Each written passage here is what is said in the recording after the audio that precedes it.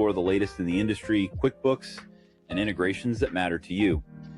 For more details on the series, visit qbpowerhour.com. Before we get started with the main content, we want to cover a few housekeeping tips. Any handouts or resources mentioned today will be provided for download, so no frantic note-taking required. If you miss anything or want to revisit a section, don't worry, video and audio replays of this live webinar will be available after the session. For everyone joining us live on Zoom, please use the Q&A panel for content-specific questions so we can address them directly during the session or follow up later. If you've got general comments or want to chat with your fellow attendees, use the chat feature. We love seeing your thoughts and reactions, so let's get started. Welcome. We'll get started shortly. Before we begin, here's how to earn continuing professional education credit for attending this session. There are no polling questions or attendance checks. Instead, you will demonstrate your knowledge by taking a brief multiple-choice quiz using the Earmark app. Visit earmark.app in your web browser. You can also download the mobile app by scanning the QR code on the screen. Log in, or if you're new, create your free account. Be sure to use a valid email address because that's where we'll send your course completion certificates. From the home screen, scroll down to find the course. You can also tap the magnifying glass icon to search for the course. Tap on the course artwork, then the Enroll button. On the Course tab, you'll find the recording and quiz questions. Complete the quiz to earn your CPE certificate. It takes us a few days to create the course on the app, so if you are attending this session live, please wait a few days. We'll email you a link to the course when it is ready. If you have questions or need help, email us at support@earmarkcpe.com. And now, on to the event. Welcome everybody to another, oh, there we go. No, wrong way. There we go. To another QB Power Hour. Today we're going to be talking about some Intuit updates and some things about our posts. There we go. That's the word I was looking for with our Facebook group. So appreciate you joining us here today. Sorry, I'm a little frazzled. Always a technical issue right before we go live, which is part of the challenge when we have a live webinar. So I appreciate you all joining us here today. My name is Dan DeLong, owner at Danwith and School of Bookkeeping, worked at Intuit for nearly 18 years, co-hosting today, as well as the Workshop Wednesday, which is oddly on Wednesdays over at schoolofbookkeeping.com. Also the feature deep dive host, a guest host at the unofficial QuickBooks Accountant Podcast. And Matthew is, again, unfortunately not joining us here today. He's taking care of some personal issues, so I hope he handles those quickly and will join us as soon as possible. But today we have a special guest joining and filling in for us. So Sharon, or should I say this like Ozzy every time I Sharon? Appreciate you joining us today and filling in for Matthew. I'm going to introduce yourself for those that may not know. I would love to. Thanks for having me here. I have some very large shoes to fill, and I will never even come close to anything that our good friend Spot is. So Sharon Fuller, been in the industry for a while, bought a firm, sold a firm, started another firm, almost sold it again, now I'm transitioning to just advising accounting firm owners because I want them to be able to only work 3 days a week and not be in their business and work on it instead. And now I'm really passionate about that. So excited to still stay in the accounting industry and not, find a different niche to learn at this mature age of my life cycle. So, you as far as like building and crafting and then selling your firms, was it a particular niche that you were in and then you just got tired of that, or was it more of here's what I learned from that and I'm gonna start over? Dan, what I've learned in life is I'm a glutton for punishment. And if it doesn't kill me, I want nothing to do with it. No, my first firm was all, it started as bookkeeping. Honestly, anybody that would hire me, bookkeeping, office management, it turned into only VC-backed startups in the software as a service industry, where honestly I learned absolutely everything that I thought I needed to know about M&A and just that whole world. Then when I sold my firm, I ended up in the health and wellness sector, which is where we landed. But then a lot of old clients tracked me down. So a lot of professional services in health and wellness. And let me tell you what, working with engineers and the software as a service and working with health and wellness is night and day, and you cannot work with them at the same time. So I always tell accountants, find your niche, because the mindset of the people that you are working with, you can't work with lawyers and then construction worker. You can't, like you can, but it's miserable. And that's a part of what I try to instill Teach in the people. accounting owners. Yes, yes. Excellent. So now your main focus is teaching others how to craft their own firm so that they're not their firm or their business is not owning them, right? Absolutely. Absolutely. Awesome. All right. Well, few handy housekeeping, a little bit about the QB Power Hour. If you're just joining us for the first time, welcome. It's every other Tuesday at noon Eastern, and we aren't available for live CPA credit, as the AI Blake was talking about initially. About 5 to 7 days after the live webinar, they will be on the Earmark channel, and you'll be able to access the CPE credit there. There's all sorts of resources on the QB Power Hour website, qbpowerhour.com/resources, where you can find PDFs of the slides, past recordings, as well as the audio podcasts, and all of the resources that we tend to share on the handouts. So today, we're going to be talking about really three main topics to kind of catch people up to date on the things that we're seeing in the QuickBooks ecosystem, or as the terminology is being, I don't know what the polite way to say it is. It's QuickBooks on the Intuit platform is a definite term or verbiage that is being communicated. So we'll talk a little bit about that. We'll talk about the agentic AI. Who are these not so secret agents in my QuickBooks now? The new bank feed, and we'll recap some of the Intuit technology survey, which was the results were just announced 6 days ago. The 30th of what month are we in? July was that was the that was when that came out. And we'll talk about, if time permits, we'll talk about some Facebook posts. So let's launch our first poll question, just to kind of give us an idea of what you do and which version of QuickBooks suits your fancy. Oh, I want to vote.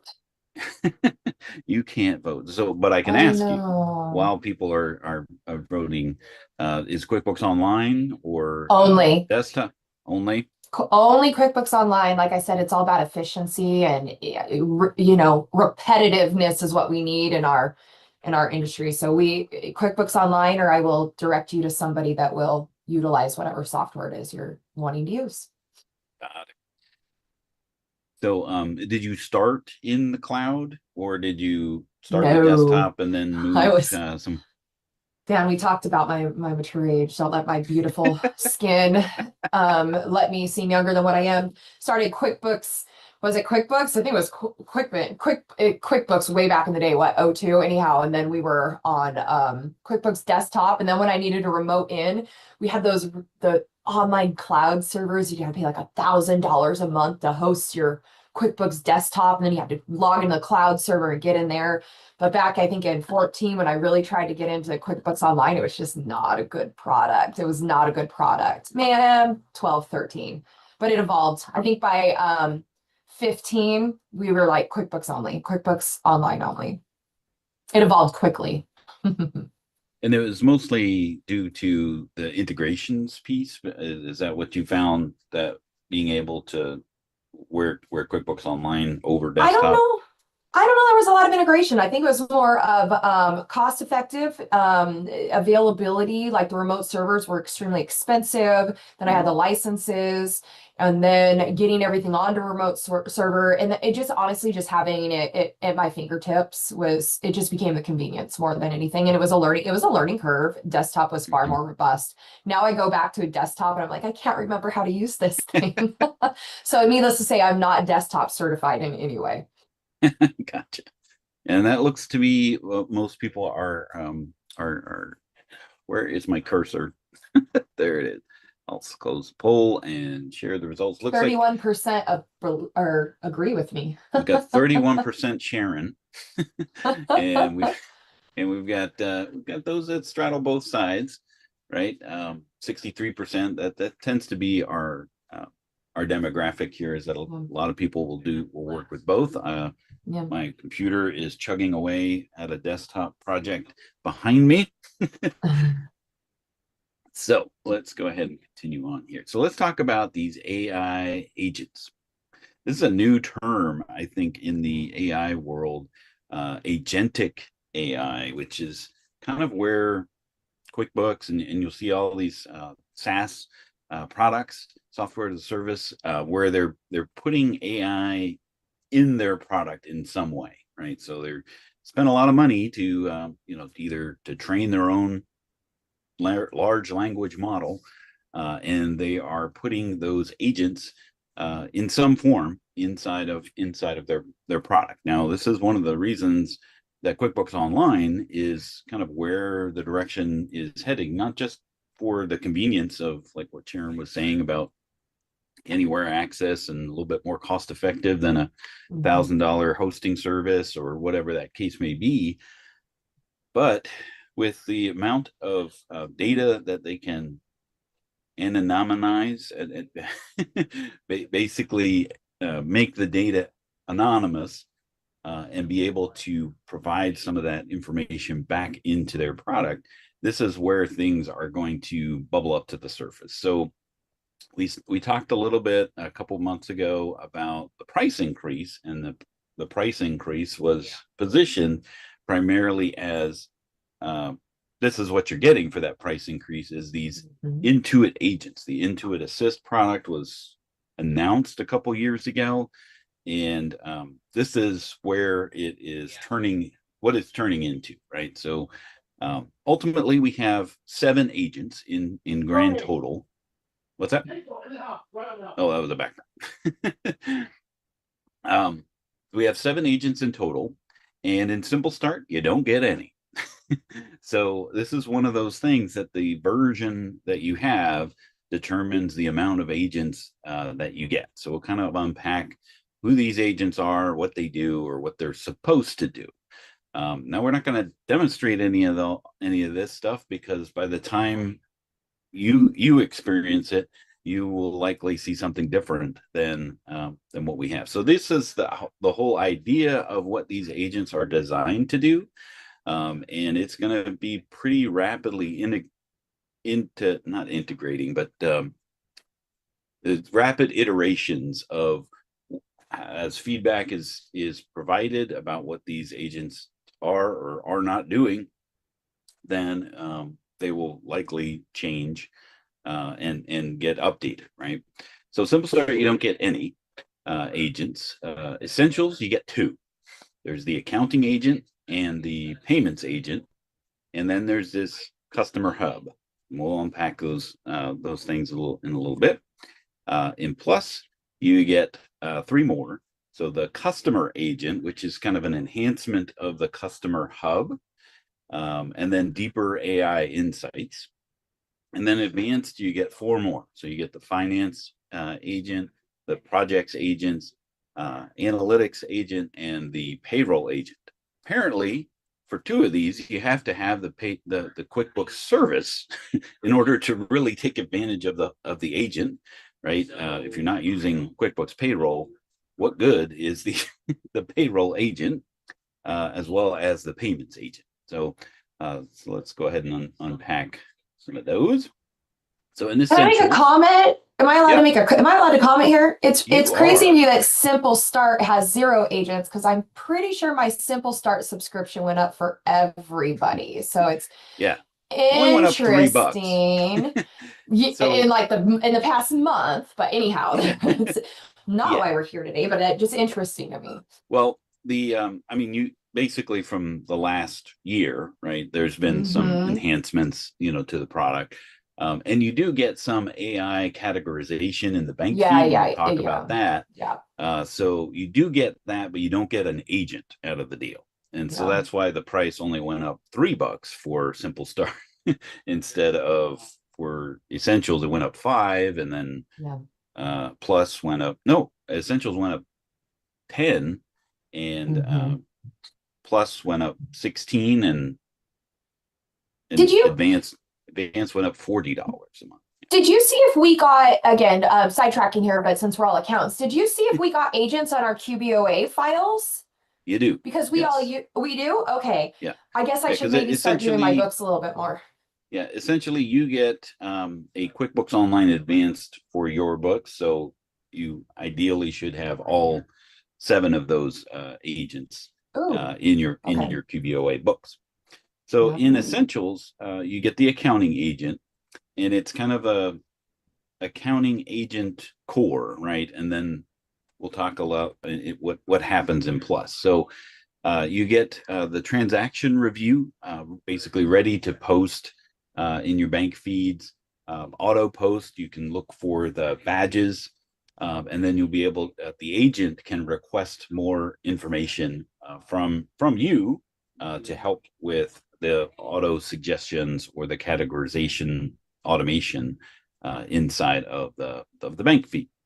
And Mm-hmm. then in payments, the payments agent, you get personalized payment methods based off of the customer interaction. So it may say, well, this last person only paid you with bank feeds, so maybe you should only specify the bank feed when you send them their invoice. Uh, Mm-hmm. Invoice reminders. It should give you late fee guidance, assuming, of course, you've turned on the late fee setting, but as far as whether or not that is available, and what options that you have for late payments, and then of course using the autofill invoice, if see that in where you can take a PDF or an image, put it into Yeah. QuickBooks and turn it into an That's been invoice. pretty cool. Do Yeah. like that. And then there is this customer hub, which is kind of a as I was trying to do some research about it, and on the landing page that we have for the QB Power Hour, we have lots of videos that Intuit has created. So you can always go in there, and in the slides themselves, I've embedded some of these Intuit videos as far as what they actually are. But it's going to start to incorporate like some of the features of MailChimp into QuickBooks. And I'm Oh, sure that's if you amazing. have both MailChimp and QuickBooks subscriptions, I've never used. I mean, I have paid for MailChimp in the past, but I haven't used it in a long while. Do you use MailChimp, Sharon? We do use MailChimp and using it before Intuit purchased them and stayed with them. I like them. I think they're great. Good marketing And tool. yeah, so what you'll end up seeing, and this is kind of where this whole QuickBooks on the Intuit platform, and I've seen these advertisements on social media about the two become one. There's some kind of joining of MailChimp and QuickBooks, and this is really where I think QuickBooks and the Intuit platform could potentially do a lot of good things for business owners themselves, because being able to communicate and reach out, that's MailChimp's strong suit. Yeah. And creating those journeys and tracking the marketing efforts, and those types of things, that's really where MailChimp excels. And then tracking the customer history of paying the invoices and those types of things. That's where QuickBooks comes in handy. So the combination of those two things, because it's more expensive to get a new customer than it is to nurture an existing customer, and that's where the customer hub is going to kind of fill in some of those gaps. There's even things there about leads, and it will automatically categorize a lead as a warm or hot, so that you can reach out appropriately. That's awesome. So you connect it basically to your Gmail, and that's actually the next thing. In the customer agent, you can connect it to your Gmail, and it will read your emails for the past 30 days and then prioritize. Scary. I don't know. I don't know. I don't want them in it, but it is a really cool feature, right? Like, I mean, as a lazy person, trying not to do as little bit as possible with maximum efficiency, I think it's kind of cool. We don't have privacy anymore, Dan. No privacy. This is part of, the double-edged sword, or there's the convenience factor of these really cool things, and then there's, oh my goodness, am I just giving away all of my information to somebody else? The older I get, the more team convenient I get, I think, especially when it comes to business. I don't think that we have much, I don't know. I don't mind. I don't want to be one of those people saying, I'm not hiding anything. But at the same time, when it comes to business, I'm like, convenience, please. Thank you. Yes. But stay out of my personal email, sir. Exactly. Just put it to your work email. But it will create draft emails for you, as well as being able to allow them to schedule meetings, as you have connections between those things that are integrated into your email. And then, of course, in QuickBooks, you'll be able to create estimates and those types of things using the customer agent. And part of the AI of all of this will allow you to change your tone. When you're reaching things out, you'll be able to quickly switch between a friendlier tone versus, hey, where's my money tone? Yeah. I love that option, the drop down. You get how do you want this? Drop down, friendly, professional, harsh. I'm like, harsh, just start off harsh, get it straight out the gate.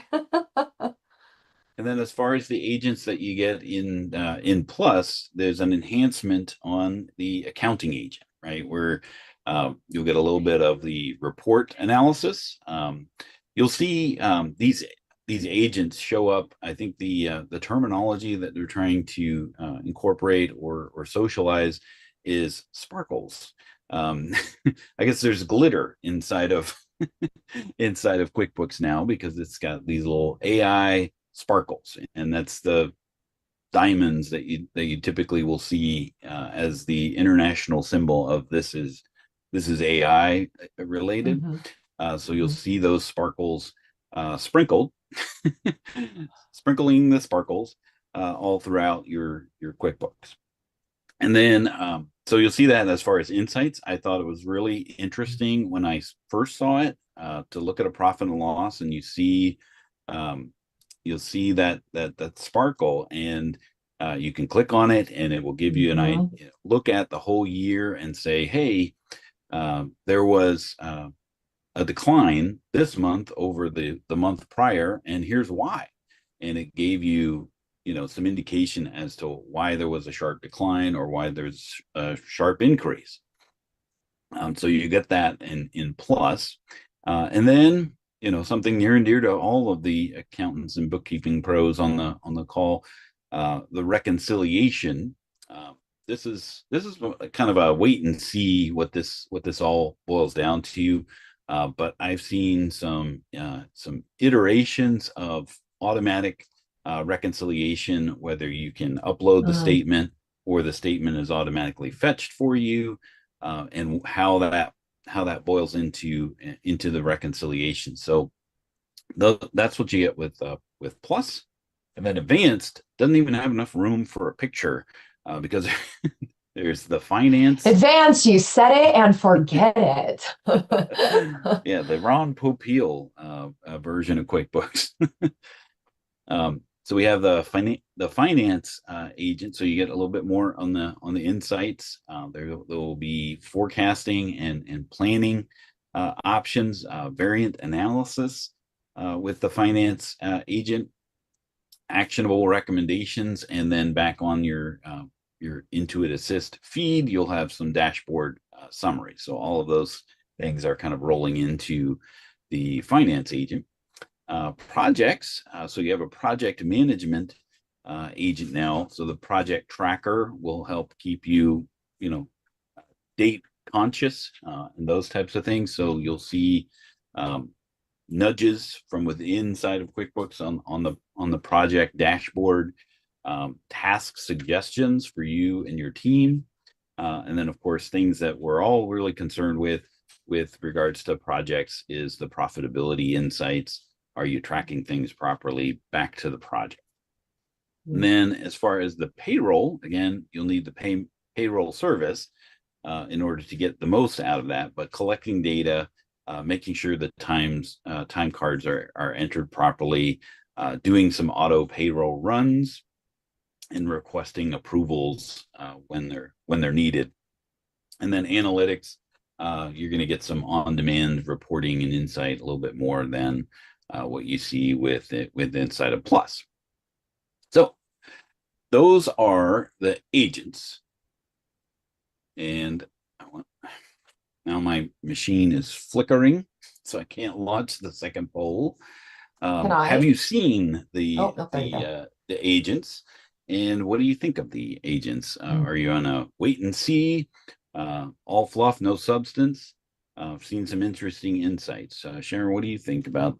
Have you seen any of these agents, and what are your thoughts? So yes, so out of all these things you listed, this is going to sound so ridiculous, but my favorite one is knowing when something was posted from an agent or a rule. Because I think the hardest, because as we're transitioning into this, right, we had the rules before and it was hard enough. You're like, QuickBooks, that was not the right rule, right? So now being able to look and go, okay, this was run a report or take a look and see what got posted. I think it's a really good transition into starting to trust the system and understand it. So that was honestly my woohoo moment when it came to seeing all of these things. The rest of them, I'm skeptical, and I think I see in here a lot of people are, and we all should be. This happened like this, right? We were all warned that it was going to get super AI real quick, and I don't think we all were prepared for how quick it happened. So I feel like in these things, because sometimes it's baby steps, and if that's our baby step, well, that's my baby step at least. But the rest of these, I think they're really cool, but it would take me a little bit to let go and trust. I think the trust I've seen too many Will Smith movies with the robots. So the trust is always going to be a very, very fine line there. Exactly. And I think Andrew in our Q&A, he asked a pertinent question, and I think it deserves a conversation. It seems that the agents will make the clients feel that they don't need us to help with their books anymore. I agree. What are your thoughts about that? I mean, the computer only knows what we tell it. So if somebody is not telling it, it cannot learn. Starbucks for one company may be travel. Starbucks for another company may be, marketing. But we have to teach it. It learns from us. So if you can't just say, okay, here you go. And the clients don't know what they're doing. That's why we all have a job. So I usually just tell my clients, if you want to try that, go ahead for a month. Let's compare reports. But the good thing about this, though, is it does allow us to program it, and then it allows us to be proactive and advisory.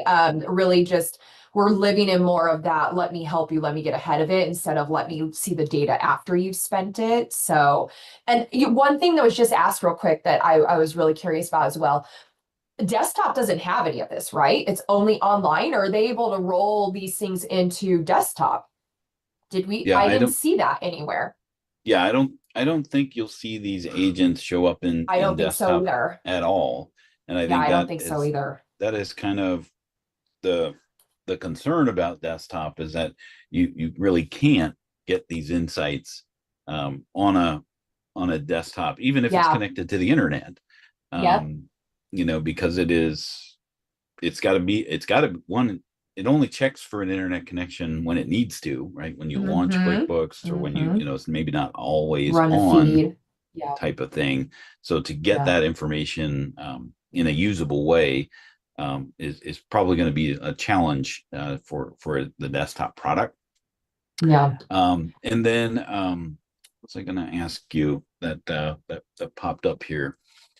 Uh, oh, so there, my tenure there at Intuit, there was always, new updates and things like that, and we were Mm-hmm. always concerned about, well, are we going to be out of a job because they're Yeah. making things so easy, whether Yeah. it comes to installation or these types of things. That's always the case. There will always be a need for professionals to help Mm-hmm. in this. It's just the more the bottom, the low hanging fruit Yeah. of Yeah. those things is really The what stuff that they're. Go ahead. no, I'm so sorry. My brain goes so fast, Dan. No, I agree. This once we actually use it, know how to use it and trust it. And here's the thing, if you're at a point in your career, you're like, I'm retiring in a few years and my clients wouldn't deal with this. Honestly, you know what I tell them? Then don't. If your clientele is not into it, it's okay. That's why there's a product like Simple Start. And for us, we had all these different plugins, right? These different applications that we were using to do what QuickBooks building now. Now, because QuickBooks has launched stuff so quickly, like I said, the trust is a little slim. I want to be super, happy about it. I'm sure it'll all work itself out. But for now, we have a few clients on like Plus and Advanced, and we have a majority of our clients on Simple Start using those plugins. And I think we're kind of comparing the two price wise and functionality wise to see, are we now getting from QuickBooks what we got from our Simple Start with all of our plugins? And when we start seeing that, we have that trust there, like we do in this system, we'll likely move over because it is convenient. It's in one spot, which is also scary if you want to if you want to get into that. But again, convenience and being able to sit back and be proactive and be an advisor. We're not your if that's where you're going to make your money. You got to be proactive. Right, being ahead of the impending wave that is coming is where you're, if you're a surfer, Yeah. you know, Yeah. trying to swim out while the wave is coming is probably not the best idea, but you want to be positioned to Yeah. catch that wave to come Yes. into the shore, Yeah. right? Yeah. I mean, they sit and paddle on the still water for forever because they're like, some point, and somebody would just mention about the rules. That was really rough. We fortunately moved, not fortunately, we used a application that does the auto feed and the bank statement fetching. So we had a lot of our clients out of the feed in QuickBooks. And then they launched all these things. And then I heard the rules went haywire. So I'm like, okay, we got out in time. So now I said we're watching because we'll come back in. I know we'll come back in. Right. So that's a great segue into the AI powered bank feed. Oh, it wasn't even intentional. Total accident. It's a happy little accident for There we go. Bob That's what my Bob dad called Rossing. me my whole life. Well, that sounds like a therapy session. All right. So the new bank feed, AI is going to get its context from prior transactions in history, including attachments. So as you attach things to transactions or take pictures, that's where the AI suggestions are going to get more context inside the bank feed. And it also get it, of course, from the bank details from the download.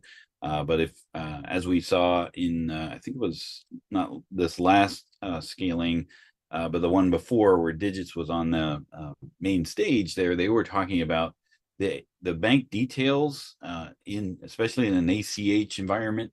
There's only so many characters. I think they only have like 96 characters to put in the bank details, and there's only so much information that's going to be in there. And whether it's the business name or the type of business or the phone number to contact, all of those things are going to be, there's really only so much context that you're going to be able to get from 96 characters, right? But in the bank feed, you're going to be able to edit within the table. There will be the rules will they're the higher priority than AI, right? So if you've set up explicit rules, those rules will take over before the AI suggestions get in the way. And there's going to be sparkles all over the place. And then we want to talk specifically about the new feedback option that is just for the bank feeds and just for accountants. So we'll talk a little bit about that. There's a lot of people out there that have created a lot of things about the new bank feed. Hector has a great video, really just kind of giving the overview. It was 3 months ago, so that has likely, been updated several times since then. But it's a great foundational lesson on the bank feeds. We talked about it on the Unofficial QuickBooks podcast, as well as on the Workshop Wednesday. So you can always go in there. There's blog articles, the firm of the future. So anything that you want to learn about the new bank feed is available from this slide. But we really want to talk specifically about the feedback channel that Intuit is making available for just accountants and ProAdvisors for this bank feed, right? So part of the challenge, and Sharon, you might be able to share your perspective as well, but part of the challenge of sending in feedback is you don't know where that feedback went, if it's new or if I know. old. It's under my desk in the bin. Just kidding. A circular I'm just kidding. file. Yeah. They call it file 13. I thought I saw that on something once. So there was a feedback channel that Intuit had called the Voice of the Customer, which was a website that you could go to, you could log in, you could see prior people's feedback entries, and rather than reinventing the wheel of providing all of the actionable data for feedback purposes, you could just click an upvote, those types of things. So that's what this is, just for the bank feeds, just for accountants, right? So it's called Canny, and you have to create a login. Recommendation is to use the same email address that you use for your QuickBooks, but you'll be able to log in. You'll be able to see what's on the roadmap. Product development is in there. Product management, as well as developers, can provide context about the feedback that's in there. You'll see things that they're working on and the things that they've already implemented, and more importantly, you'll be able to go in there and rather than wasting your time telling the providing the feedback, if somebody's already done that for you, you can just upvote it so that you can put more voices to the same feedback, which will then allow people to see, how much of a and prioritize the feedback over the other. Yeah. So, what are your thoughts on that feedback channel? I mean, honestly, a lot of other software has been doing this for a while, so I think it's late to the game. Keeper, I was one of the first ones I saw that did it, and then Anchor, and I got really excited, like, ooh, upvote, downvote, upvote. So it is really nice when you get the weekly email of this is what people have sent in, this was what's important, and it kind of lets you know if you're part of the majority or if you're, a weirdo with a weird situation. I am typically a weirdo, I'm not going to lie, but it is nice when I see my thing at the bottom and people see it and they start upvoting. I'm like, yay, trendsetter. But I love it. I think visibility and transparency is what we absolutely need, especially supporting each other as accountants, accounting firm owners. I think it's a long time coming for sure. Yeah, and if you've downloaded the slides, I see people asking, well, how do we sign up for Canny? On my blog article about the AI bank feed, as well as in the slides here, there's a link there to be able to register for Canny there. So I definitely would recommend that people sign in for that, because this is, like I was mentioning, there was, a voice of the customer site like that, almost a decade ago. Yeah. And then it just turned into this nebulous give feedback. Mm-hmm. You, you, This is this could potentially, I think could potentially be, for across the board feedback and being able to see that. So if we don't use this, it's likely going to go away, and we'll be yeah. back on the nebulous wall of feedback. Well, one thing people need to remember is Intuit isn't on these webinars. They don't sit in all these and read our comments. Like, so having the conversations between all of us is great, but if we don't all collectively go in and give them the information and click submit, they don't get it, and it doesn't roll up the chain to put on a roadmap. So Kathy just made a good comment about I don't want another place to log into, and that made me think of that as well. I haven't done this yet because I tell people to give feedback. I don't do it myself. That's in my teaching style. Do as I say. That's a joke. It's a joke. Do you register? And then it's almost like, okay, it's embedded. You register. I'm in QuickBooks. And as long as I'm logged in, it's there. Or is it like, hey, I'm taking a completely different place? So I didn't check that. Sign up and register once. The other times that I've gone into the site, it's already had me logged in. It's not like it cool. times Okay. out or logs you out, but you'll be able to see within the software right there. So it's almost like they used a different software to embed into theirs, which we know they'll end up building their own while they're using somebody else's. So kind of a temporary placement. All right. I like that. That makes me feel a bit better. How about you, Kathy? Let Kathy answer. We'll see what she says. All right. While we're waiting with bated breath for Kathy's response, the Intuit Tech Survey was launched last springtime. So we want to kind of uncover the findings. So who responded, right? So 700 accountants were sent a survey, and 36% were owners of firms and 64% were employees of firms. But 24% of those that were employees were in a firm with over 100 employees. Wow. So pretty large firms. The demographics and cross section of accounting professionals, and pretty evenly split between male and female, which was a little surprising to me because I go to these accounting conferences. I'm the minority. When I see there, I barely see any other guys there. Hey, so 50 years ago, we couldn't even have a bank account. So without our husband. So you know what? Too bad, Dan. Power to you. So this was originally compiled in April of 2025. So the results are just coming out 3 months later. So I'm going to break it down into different sections there. AI and automation, since we're talking about the AI features in QuickBooks Online.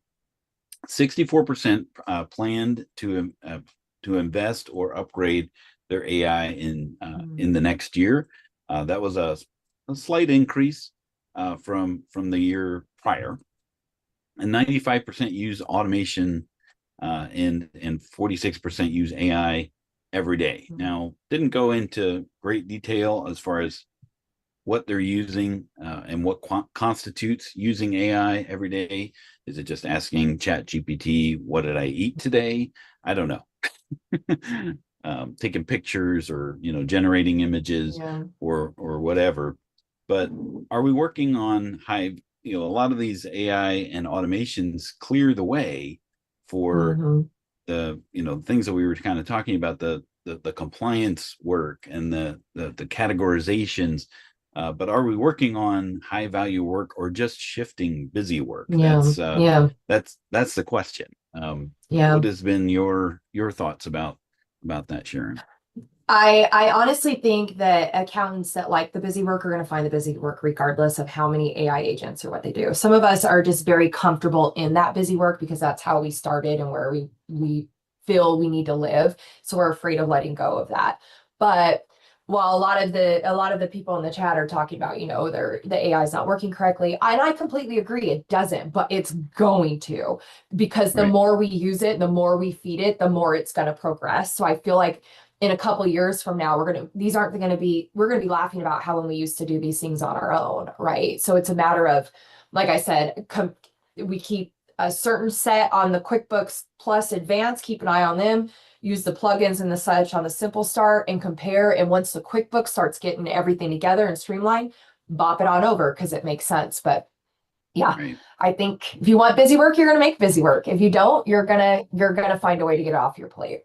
Right. And you said something really important in that machines don't unlearn things, right? No. So they typically don't get dumber.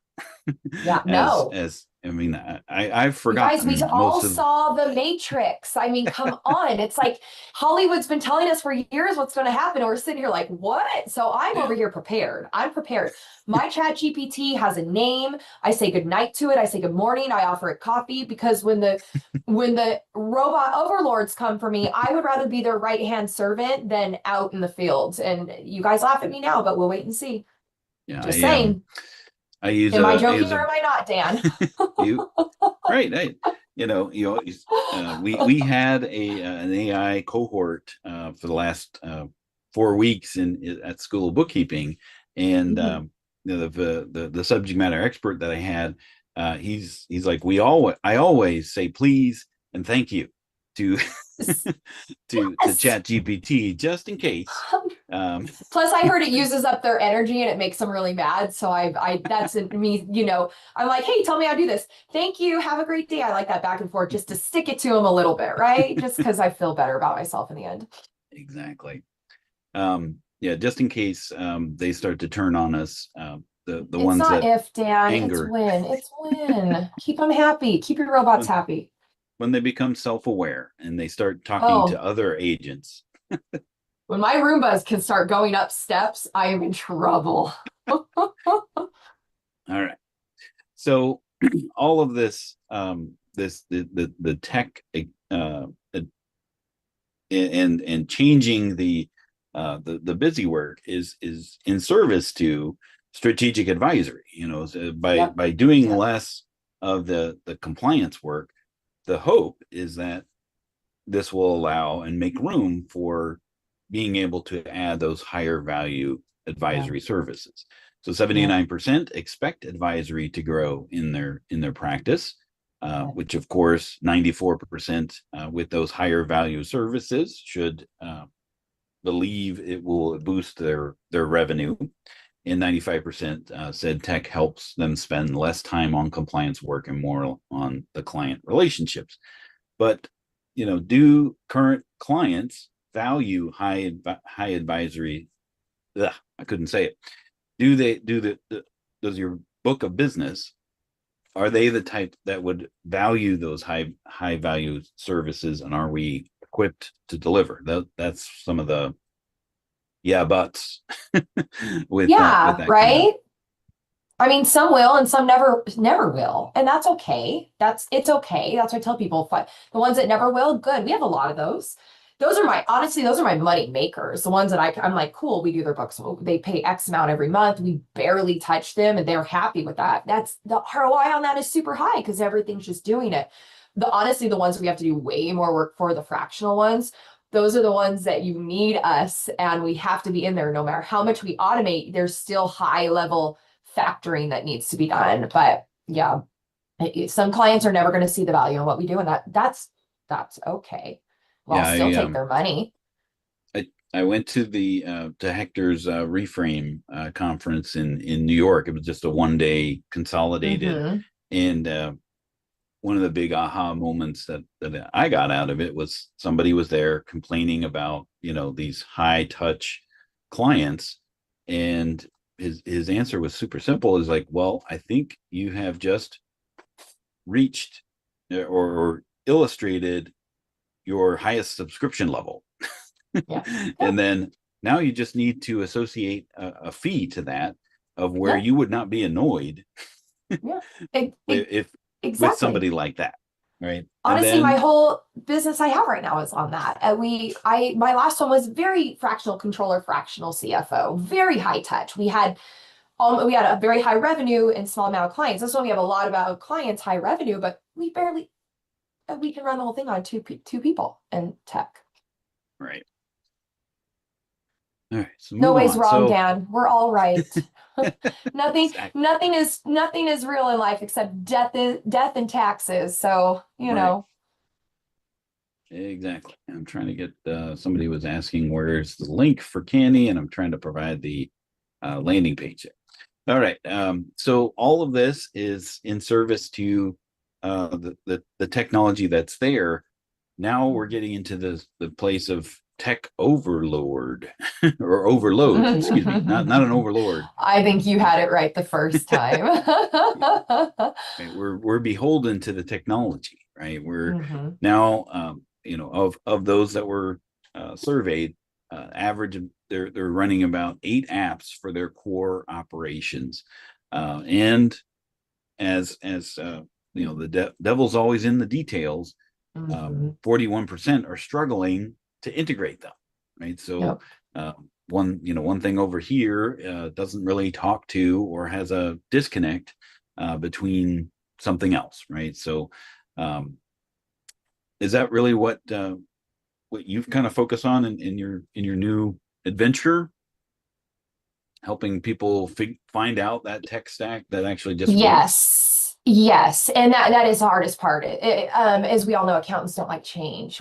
Because we know it works, and even if it takes us 10 times longer to get there, we know it works and we can trust that process. So getting people to get out of the process and trust something new. What I found is it's baby steps. Let's just do one thing and adjust that and work on that. Okay, now you feel good. Let's do one more thing, but it's never a rip the band-aid off. I'm a rip the band-aid off person when it comes to me, but that is not how the general population of accountants work at all. It's just, and it can be overwhelming. This is so overwhelming. It really is if you're just stepping into it.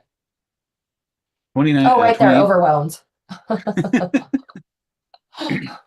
Yeah, it's a 66% are feeling Hmm. overwhelmed weekly with their technology, but they're also spending less on technology Hmm. than they were the year prior. So Yeah. um, it's certainly not the price decreases, because every day we seem to be No. Do you think it's dealing just with like a price I didn't have decrease. time? I didn't have time to deal with it. I paid for it for 3 months. I didn't have time to implement it. I didn't learn it. It just took too much time. So you just go, cancel. I think that's what happens a lot. Mhm. Yeah, and then and determining if the juice is worth the squeeze, right? Like Yes. how much effort is actually going to be taking in, are you going to need to invest in order to Yes. um, get the results that you're looking for, and were those results actually useful? And if it Yep. falls into the 41% that you're struggling with it, you'll just abandon Yep. that technology. I have a tech philosophy. It is, I don't do demos. If somebody offers me a demo, I tell them no. Give me a test user. Because if I can't jump into your product and figure out the basis of it in 5 to 10 minutes, I don't even want to be a part of it. It means it's not the user interface, the user experience. It's not going to be good and I don't like it. So give me a login, let me try it. If I can figure out a large portion of it, I'll use it. Otherwise, I move along to something else. And then after that, I'll do the demo and you can tell me all the amazing things. But Right. that's honestly how I've learned to That is a choose my good software. that is a good best practice. All right. You're all All welcome. right. Let's talk a little bit about the Facebook group and some of the more prevalent posts. We have about coming close to 18,000 members, about Whoa, 9,000 you're are a big active. deal. Uh, uh, yeah. I'm in the group, but I never paid attention to how many people were in it. Wow. And yeah, the fact that there's like close to 9,000 in the last month that are active, I think that's fantastic. The way Yeah. that it's really all about people helping people. There Yeah. is an Intuit presence, however, it's not designed to Yeah. bypass Yeah. talking to Intuit. as much as we like to. Now, if you really want to bypass talking to Intuit, then sign up for Quick Answers at School of Bookkeeping, and then you can There talk you to me go. instead of talking to Intuit. But there's that. The second best thing. Yeah. And we're looking to implement, and we've been trying to find a giving marketplace to when I see that that people have helped each other and really nobody's getting paid for the Facebook group. But there has been a lot of great resources shared within each other, and I want to make it, I want us to be able to give back. So we're looking into like a donation marketplace, so that if we see that good answers were given, then hey, make a donation to the charity of your choice based on the value of whatever it is that you received. Oh, it's a charity. I just got to quit my job and sit in there and ask for money. I live in Vegas. I can't do it on the corner down. It's very hot here. At least here I could maybe make a living in my air conditioner. Exactly. Get some stars or points on the Facebook group. But really, we want to make it people helping people, and making places a world a better place here. So we're going to talk about your favorite subject, QBO payroll, because you don't like QBO payroll. Have I said that openly? I try not to upset Intuit in any way. So if I've said that openly, I agree to disagree that I've said that. Prove it. So there's a link there to the post. You can check it out. But basically what happened is they had moved to Gusto and turned off the auto filing inside of QBO payroll. So there was no payroll inside of QuickBooks. However, I don't know if the timing, what happened with the timing, but what happened, I've seen this in other instances, is that QuickBooks filed a zero return before the real payroll service, which then caused the real payroll service filing to get rejected because QuickBooks was first about it.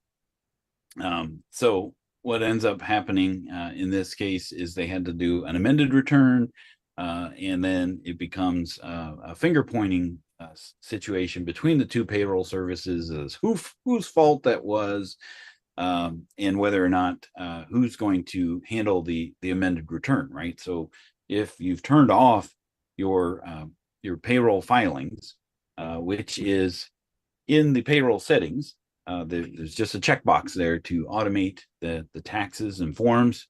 You just uncheck that if you don't want Intuit to do the taxes and pay the taxes and file the forms for you. Then you just I believe in this particular case, it was all about the timing of when they decided to do that. Because if they did that in the middle of a quarter, that may not take effect until the following quarter, when there's no longer any information in there. So I think that's ultimately what happened. But don't waste your breath trying to get Intuit to to fess up to that, because in the reality of things, you're just going to need to do the amended return anyway and talk to your current payroll provider to be able to do that. If it's the other way around, I'm not sure how that would go out, but I do believe doing the amended returns is something that Intuit in QuickBooks Payroll is working on. But I don't think you'll be able to do that today, but that might be something in the future.